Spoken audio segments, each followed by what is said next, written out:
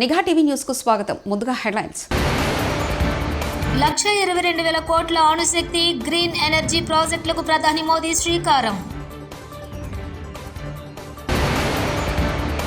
ఎవరైనా ఆడబిడ్డల జోలికి వచ్చారో CM deadly warning, CM Chandrababu.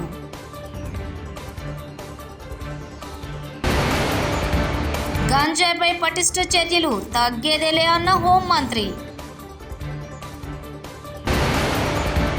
Annapurna Devi అలంకారంలో బాల్కంపేట శ్రీ రేణుక ఎల్లమ్మ దర్శనం. భారత ప్రధాని నరేంద్ర మోదీ రాజస్థాన్లో 1,22,100 కోట్ల విలువైనటువంటి అభివృద్ధి ప్రాజెక్టులకు శ్రీకారం చుట్టారు. ఈ ఉదయం రాజస్థాన్ ముఖ్యమంత్రి భజన్లాల్ శర్మతో కలిసి పీటీ దీన్ దయాళ్ ఉపాధ్యాయ జయంతి ఉత్సవాల్లో మోదీ పాల్గొన్నారు.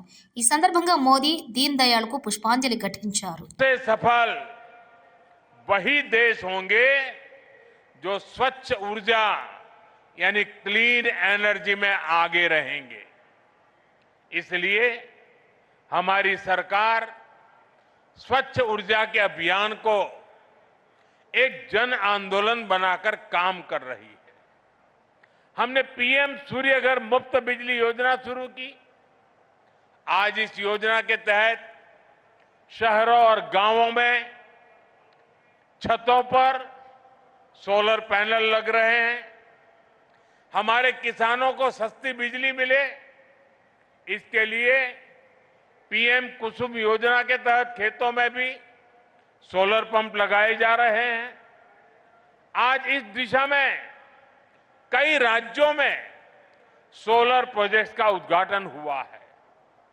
इन प्रोजेक्ट से लाखों किसानों को सीधा लाभ मिलेगा, यानी घर में मुफ्त बिजली के लिए पीएम सूर्यघर मुफ्त बिजली योजना और खेतों में मुफ्त बिजली के लिए पीएम कुसुम योजना। अभी मैं कुछ देर पहले पीएम कुसुम योजना के कई मेरे किसान भाई बहनों से, जो इनके लाभार्थी हैं, उनसे बात कर रहा था।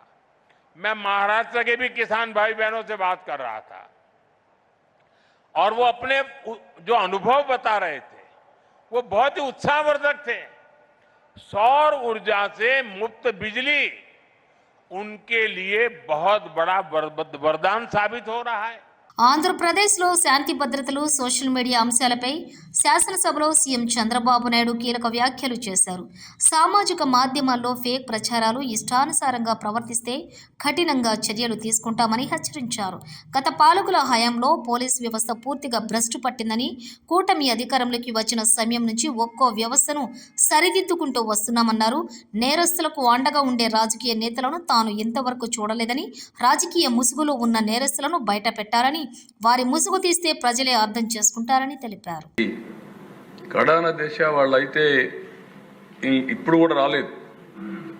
కనీసం నేనేమంటున్నానంటే దేశ వాళ్ళ మీద నాకు ఒక నమ్మకం. ఆ రోజు లీ క్వాన్ యూ ఉన్నాడు. Lee Kuan Yew was the author of Singapore economy. నేను ఆయనతో క్లోజ్గా ఉండేవాళ్ళం.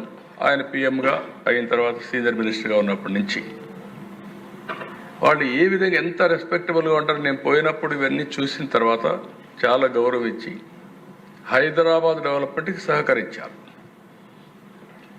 నేను ఒకసారి అపోజిషన్లో ఉన్నప్పుడు సింగపూర్కి వెళ్ళి, అధికారం ఉన్నప్పుడు సింగపూర్ మొత్తం నైట్ క్లీనింగ్ ఎట్టు చేస్తారో చూసి, దేశంలో మొట్టమొదటిసారిగా హైదరాబాద్లో నైట్ క్లీనింగ్ ప్రవేశపెట్టిన గవర్నమెంట్ ఆ రోజు తెలుగుదేశం గవర్నమెంట్ అని చెప్పి కూడా నేను తెలియజేస్తున్నాను. ఆయన ఎవరైనా పోతే ఆ దేశానికి ఎప్పుడన్నా కలిస్తే, నేను ప్రపంచంలో చాలా దేశాలు మా దగ్గరికి వస్తారు. వాళ్ళు వచ్చి ఇక్కడ షాపింగ్, ముస్తఫా షాపింగ్ మాల్ ఉంది, అక్కడ పోయి కొనుక్కుంటారు ఏదైనా వస్తువులు ఇవి. లేకుంటే ఇక్కడ ఈ బ్యూటిఫుల్ టూరిజం స్పాట్స్ ఉన్నాయి, 3-4 రోజులు ఉండిపోతారు. కానీ ఫస్ట్ టైం ఒక రాత్రంతా అధ్యయనం చేసి ఇండియాకి వెళ్ళి నైట్ క్లీనింగ్ ప్రవేశపెట్టిన ముఖ్యమంత్రి అని చెప్పి అందరికీ చెప్పేవాడు దేశ. నేను 2014లో ఆలోచించి, ఒకప్పుడు నేను హైదరాబాద్ అభివృద్ధి చేయాలంటే ఫస్ట్ టైం నేను పోయిన దేశం అమెరికాకి వెళ్ళాను టెక్నాలజీ కోసం. 2014 వచ్చేటకుంది నేను ఒక మాట చెప్పాను ఎలక్షన్లో, మీరందరూ గుర్తుపెట్టుకోరు. 2014లో రాజధాని లేదు, రాజధాని కడతాం, ఆ రాజధాని సింగపూర్కు సమానంగా ఉంటుందని నేను చెప్పాను. నన్ను నమ్మారు. ఆ నమ్మకం కోసం నేరుగా సింగపూర్కు పోతే సింగపూర్ గవర్నమెంట్ నేను చెప్పిన మాట పైన నమ్మి ఆ రోజు అధ్యక్ష క్యాబినెట్లో పెట్టి మాస్టర్ ప్లాన్ డీటెయిల్స్ అన్ని ఉచితంగా ఇవ్వడానికి ఆమోదించారంటే ఇది ప్రపంచంలో ఒక చరిత్ర అధ్యక్ష. నేను ఒకటే అడిగాను, మీరు రిపోర్ట్ అవన్నీ తయారు చేయాలంటే డబ్బుల విషయం కాదు, చాలా సమయం అవుతుంది, నేను టెండర్లకు పోవాలి, ఒక 6 నెలలు సంవత్సరం అవుతుంది, అట్లా కాకుండా మీరు ఏదైనా హెల్ప్ చేయగలిగితే చేయమంటే they made it very clear. Okay మేము ఆలోచిస్తామని చెప్పి with in 6 months or 8 months one of the best master plan details మనకి ఇచ్చారు అధ్యక్ష ఆ దేశం. అలాంటి దేశం పైన మీరు ఆరోపణలు పెట్టగలిగారంటే, వాళ్ళని కూడా మీరు భయపెట్టగలిగారంటే ఈ ప్రపంచంలో ఎప్పుడు జరగదు అధ్యక్ష. గడాన దేశ పీపీపీలు పవర్ సెక్టర్లో సోలార్, విండ్, ఈరోజు మనందరం చూస్తున్నాం. విండ్ వాడకుండా, పవర్ వాడకుండా 10,000 కోట్ల రూపాయలు, 9,000 కోట్ల రూపాయలు వాళ్ళకు డబ్బులు కట్టాం క్యాపిటల్ కాస్ట్ కింద. దేవీ నవరాత్రి ఉత్సవాల సందర్భంగా బల్కంపేట శ్రీ రేణుకా ఎల్లమ్మ అమ్మవారు గురువారం అన్నపూర్ణాదేవి అలంకారంలో భక్తులకు దర్శనమిచ్చారు. ఉదయం నుంచే వేద పండితులు అమ్మవారికి కుంకుమాభిషేకాలు, ధూపదీప నైవేద్యాలతో ప్రత్యేక పూజలు నిర్వహించారు. అన్నపూర్ణాదేవి అలంకారంలో అమ్మవారిని దర్శించుకోవడానికి భక్తులు అధిక సంఖ్యలో ఆలయానికి తరలివచ్చారు.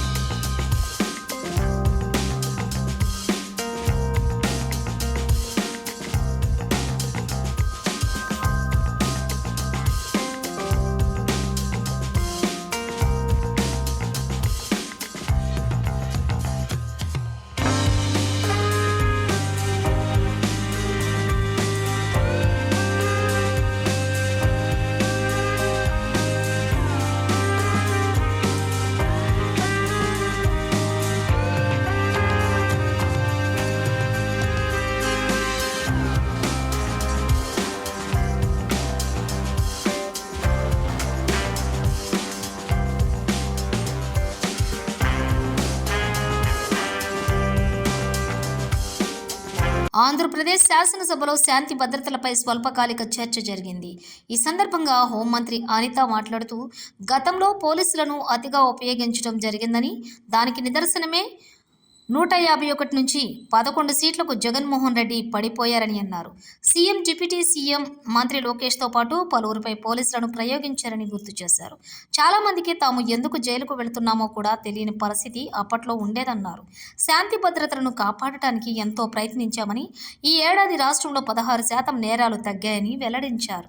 బలహీన వర్గాలు, మహిళలపై నేరాల సంఖ్య రాష్ట్రంలో తగ్గిందని సభకు తెలియజేశారు. అలాగే ఆ రాష్ట్రంలోని శాంతి భద్రతలు బ్యాలెన్స్డ్గా ఉంటేనే ఆ కార్యక్రమం కూడా జరిగే పరిస్థితి కూడా ఉంటుంది అధ్యక్ష.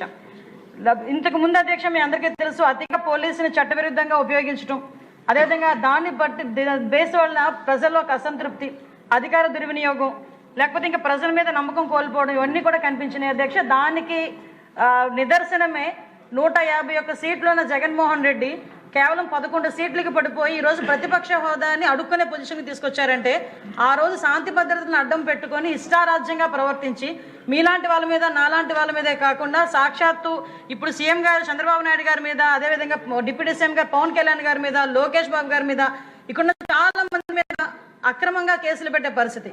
ఇక్కడ ఉన్న వాళ్ళే కాదు అధ్యక్ష, చాలా మంది కార్యకర్తలు కానీ సామాన్యమైన ప్రజలు కూడా ఆ టైంలో అనేకమైన కష్టాలు పడ్డారు, అనేకమైన కేసులు పడ్డారు. చాలామంది ఎందుకు జైలుకి వెళ్తున్నారో కూడా తెలియకుండా జైలుకి వెళ్ళే పరిస్థితి కూడా కనిపించింది అధ్యక్ష. దాన్ని బేస్ చేసుకున్న అధ్యక్ష ఈరోజు ఇక్కడికి వచ్చిన తర్వాత గాడి తెప్పిన లా అండ్ ఆర్డర్ సిస్టమ్ ఓవరాల్గా చెప్పాలంటే ఒక జీరో నుంచి మళ్ళీ స్టార్ట్ చేసిన పరిస్థితి. సంక్షోభాలను ఎదుర్కోవడం గౌరవ ముఖ్యమంత్రి గారికి కొత్తమీ కాదు, కానీ ఇలాంటి సంక్షోభం ఎదుర్కోవడం అన్నది నిజంగా ఫస్ట్ టైం అనే చెప్పుకోవాలి. ఎందుకంటే మొత్తం వ్యవస్థలన్నింటినీ నిర్వీర్యం చేయడమే కాకుండా చాలా మూల స్తంభాలు, ప్రజాస్వామ్యంలో మూల స్తంభమైన లా అండ్ ఆర్డర్ని కూడా కంప్లీట్గా నిర్వీర్యం చేసి కనీసం MOPF నిధుల్ని సెంట్రల్ గవర్నమెంట్ నుంచి కూడా ఇక్కడికి రప్పించుకోవాలనే పరిస్థితి, దిక్కుమాలిన పరిస్థితి. ఎందుకంటే లాస్ట్ 5 yearsలో కూడా ఒక రూపాయి కూడా పోలీస్ ఎస్టాబ్లిష్మెంట్ గురించి ఒక రూపాయి కూడా తీసుకొచ్చుకోవాలని పరిస్థితిలో ఆ రోజు ఉంటే, అప్పటి నుంచి బేస్ చేసుకొని ఈ రోజు వరకు కూడా పోలీస్ సిస్టమ్ని కానీ లా అండ్ ఆర్డర్ సిస్టమ్ని కానీ ఒక గాడిలో పెట్టడానికి నిరంతరం కూడా కృషి చేస్తున్న పరిస్థితి. మిగతా సబ్జెక్టులన్నీ రోజు ఒక రోజు సబ్జెక్ట్, ఒక రోజు ఒక సబ్జెక్ట్ వచ్చినా కూడా నిరంతరం శాంతి భద్రతల మీద చర్చలు జరిపి శాంతి భద్రతలను కాపాడుకోవాలనే ఉద్దేశంతో ఈ సంవత్సరం 3 నెలల కాలంలో అధ్యక్ష మనం చూసుకుంటే ఆంధ్రప్రదేశ్ రాష్ట్రంలో మొత్తం నేరాలు 16% తగ్గాయని చెప్పడానికి ఎన్డీఏ కూటమి తరపున చాలా గర్వపడుతుంది అధ్యక్ష. ఇది క్రిమినల్ జస్టిస్ డెలివరీలో అధ్యక్ష ఇండియా జస్టిస్ రిపోర్ట్ 2025 ప్రకారం రాష్ట్రం కూడా 2వ స్థానం నిలవడం అన్నది కూడా ఈరోజు మనందరం కూడా గర్వపడాల్సిన విషయం.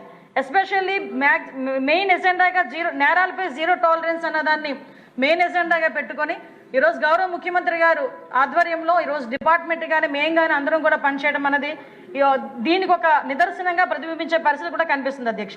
మీ అందరికీ తెలుసు, ఈరోజు మీకు ఇచ్చిన నోట్లోనే ఉంది అధ్యక్ష, ఈ అల్లర్లకి సంబంధించి దగ్గర 42% తగ్గడం అధ్యక్ష. బలహీన వర్గాలపై నేరాలు కూడా అధ్యక్ష, దగ్గర మహిళలపై నేరాలు అయితే నిజంగా గర్వంగా చెప్పుకోవాలి అధ్యక్ష. ఆ రోజు ఆ గవర్నమెంట్లో 151 సీట్లున్నా కూడా నడి రోడ్డు మీదకి వచ్చి కత్తిపోటు, స్వాతంత్ర దినోత్సవం రోజు కత్తిపోటు పొడిచిన సందర్భంలో కూడా ముఖ్యమంత్రి అన్న స్థాయి వ్యక్తి కూడా ఒక రోజు కూడా బయటకు వచ్చి మాట్లాడలే. ఇష్టారాజ్యంగా అయిపోయిన పరిస్థితి, విపరీతంగా గాంజాలు పెరిగిపోయిన పరిస్థితి. ఏ నేరం ఎక్కడ జరిగినా కూడా, ఫర్ ఎగ్జాంపుల్ మనం ఎక్కడైనా చూస్తే అధ్యక్ష ఐటీ అని ప్రపంచంలో ఎక్కడైనా కనిపిస్తే తెలుగువాడు కనిపిస్తాడు బికాస్ ఆఫ్ చంద్రబాబు నాయుడు గారు.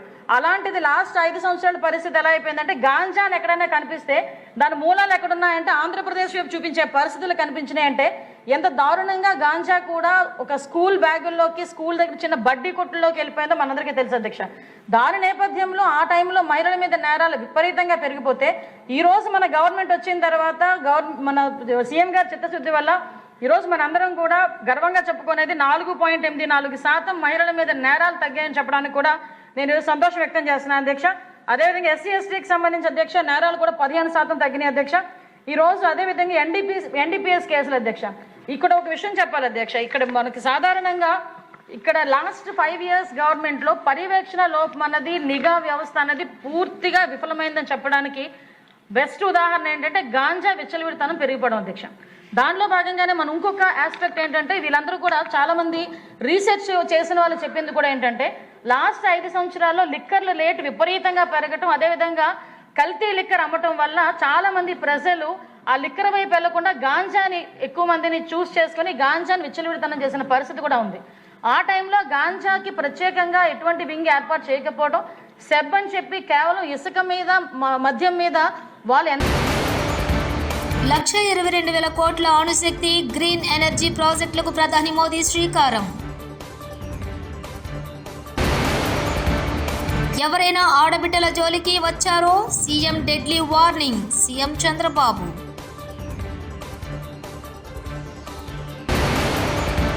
గంజాయిపై పటిష్ట చర్యలు, తగ్గేదేలే అన్న హోంమంత్రి. అన్నపూర్ణదేవి అలంకారంలో బాల్కంపేట శ్రీ రేణుక ఎల్లమ్మ దర్శనం. ఇవి బులెటిన్ విశేషాలు. చూస్తూనే ఉండండి నిఘా టీవీ న్యూస్.